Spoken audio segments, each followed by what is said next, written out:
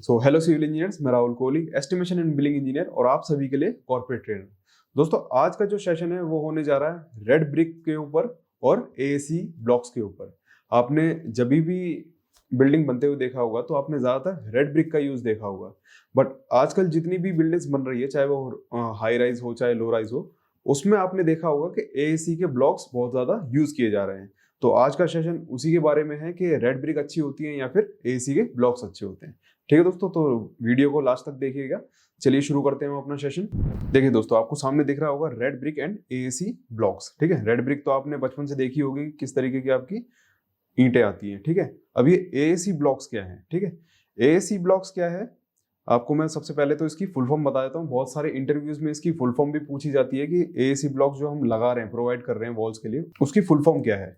ठीक है, तो एएसी ब्लॉक्स की फुल फॉर्म होती है ऑटोक्लेव्ड एरिएटेड कंक्रीट ब्लॉक। ठीक है, ये आप दोस्तों देख लीजिएगा, ऑटोक्लेव्ड एरिएटेड कंक्रीट ब्लॉक। ठीक है, इसकी जो फुल फॉर्म है ये होती है। ठीक है, अब दोस्तों ये एएसी के जो ब्लॉक होते हैं ये बहुत ही ज़्यादा लाइट वेट होते हैं और इजीली हैंडल होते हैं। ठीक है, अब मान लीजिए बहुत ही ज़्यादा बड़ी चीज़ को अगर आप कहीं इधर से उधर उठा के रख रहे हैं तो बहुत ही ज़्यादा मुसीबत आ जाती है। तो इसमें जो क्या होता है, ये बहुत ही ज़्यादा लाइट वेट होते हैं, इसको आसानी से आप कहीं भी इधर से उधर उठाकर रख सकते हैं। ठीक है, जो एक ब्रिक का साइज होता है, वेट होता है, उससे भी हल्के होते हैं। ठीक है, अब और कुछ जानकारी देख लेते हैं इसके बारे में।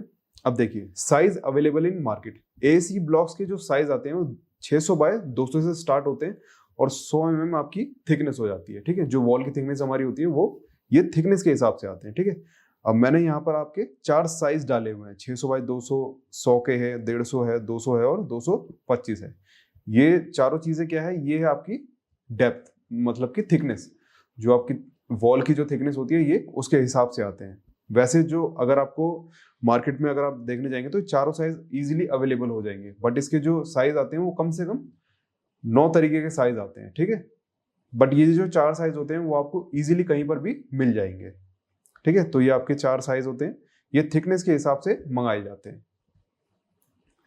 फिर जो आपकी रेड ब्रिक होती है, रेड ब्रिक आपने देख लिया होगा, जो इसकी ब्रिक का साइज होता है 19x99 होता है और 230 बाय 100 बाय 75 का होता है। ठीक है, तो ये साइज आपका हमेशा आपने देख ही लिया होगा, जब भी आपने बीटेक किया होगा, डिप्लोमा किया होगा, ये साइज आपको कम से कम पता रहना चाहिए।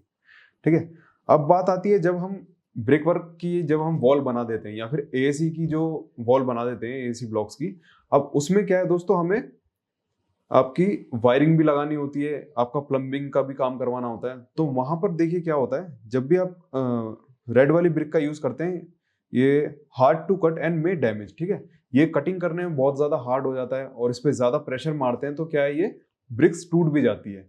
तो इसको क्या है, ये बहुत ही ज्यादा हार्ड वर्क हो जाता है। ठीक है, और जब भी हम एएसी ब्लॉक्स की वॉल की बात करते हैं तो उसमें क्या होता है, हमें easy cutting for wiring, conducting and plumbing, जितनी भी हमारा इलेक्ट्रिक की वायरिंग डालनी होती है या फिर प्लम्बिंग का काम करवाना होता है, इसके लिए बहुत ही ज्यादा इजी हो जाता है। क्योंकि ये क्या है, ये सॉफ्ट मटेरियल होता है। जैसे आपका फ्लाई ऐश है, फ्लाई ऐश की जो ब्रिक आती है या फिर ब्लॉक आते हैं, इजीली कट हो जाते हैं। ठीक है, वैसे अगर इस पे प्रेशर मारा जाए तो ये भी टूट सकते हैं, बट थोड़ा सा उससे काम ईजी हो जाता है। ठीक है, फिर दोस्तों फायर असिस्टेंट की बात करें तो रेड ब्रिक जो होती है उसका red brick 2 hour fire resistant होती है और आपकी जो एसी ब्लॉक्स होते हैं वो 4 घंटे का फायर असिस्टेंट का टाइम होता है। ठीक है, तो ये दोनों में आपका 2 घंटे का फर्क पड़ जाता है।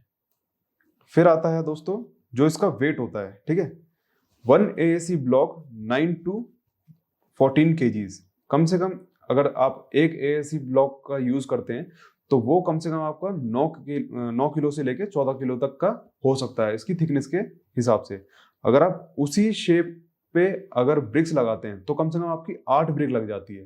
ठीक है, उसी साइज में, तो वो कम से कम 35 kg की हो जाती है। ठीक है, तो ये आपका लोड ऑफ ब्रिक क्या हो जाता है, 2 टाइम ग्रेटर देन ब्लॉक हो जाता है।